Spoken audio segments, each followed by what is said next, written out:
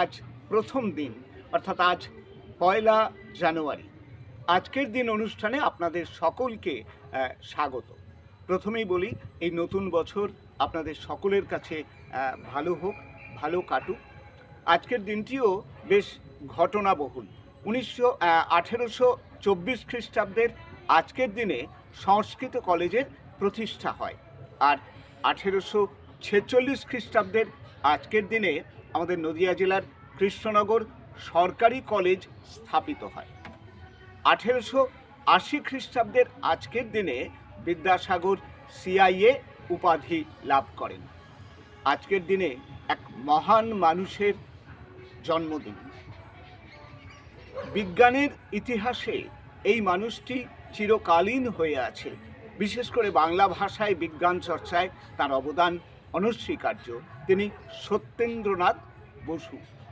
1894 খ্রিস্টাব্দের আজকের দিনে তিনি জন্মগ্রহণ করেন। ছোটবেলা থেকেই তিনি টেনিসন এবং রবীন্দ্রনাথের কবিতার ভক্ত ছিলেন। অসাধারণ ছিল তার স্মৃতিশক্তি। কালিদাসের মেঘদূত তিনি একেবারে আগাগোড়া না দেখে বলে দিতে পারতেন। তিনি অসম্ভব মেধাবী ছিলেন, একথা বলার অপেক্ষা রাখে না। অঙ্ক পরীক্ষায় তিনি সবকটি অঙ্ক তো করেইছেন, যে অঙ্কগুলো কঠিন সেগুলো একাধিক নিয়মে করেছেন, অর্থাৎ একটা অঙ্ক 3 বার করেছেন 3 রকম নিয়মে। পরীক্ষক তো খাতা দেখে অবাক।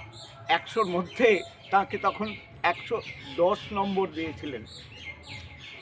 ISC, BSc এবং MSc পরীক্ষাতেও তিনি প্রথম স্থান অধিকার করেন।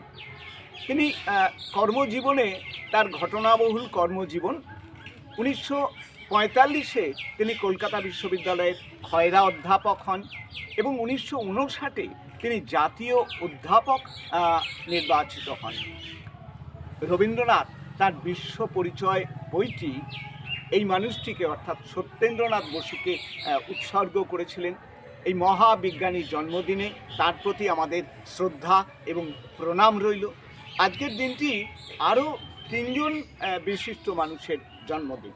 যেমন 1903-এর আজকের দিনে জন্মগ্রহণ করেছিলেন পল্লী কবি জসিমউদ্দিন, আর 1914 খ্রিস্টাব্দের আজকের দিনে সেই মহান মানুষটি জন্মগ্রহণ করেছিলেন, যার একটি উপন্যাস আজীবন তাকে অমর করে রাখবে। সেই উপন্যাসের নাম তিতাস একটি নদীর নাম, লেখক অদ্বৈত মল্লবর্মণ। আজ অভিনেতা সত্য বন্দ্যোপাধ্যায়ের জন্মদিন। সকলের প্রতি আমাদের শ্রদ্ধা এবং প্রণাম রইল। আবারও বলছি, নতুন বছর আপনাদের সকলের খুব ভালো কাটুক। ভালো থাকবেন সবাই।